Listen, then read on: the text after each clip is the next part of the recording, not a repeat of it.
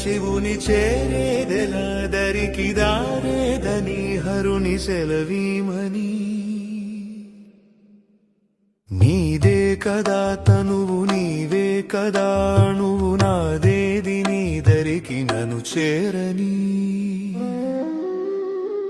నా శ్వాస నీకు నా నీరాజనముగను నా స్వరము నీకు నా అభిషేకముగను ఈ తనువు నీకు నా నైవేద్యముగను నా కర్మలే నీకు పరిచర్యలుగను అక్షరములు నీకు అక్షతలుగాను పదమాలలను నీకు పూమాలికగను కరతాళ ధ్వనులివే మేళతాళాలుగను సేవించనా నిన్ను నీ భక్తునిగను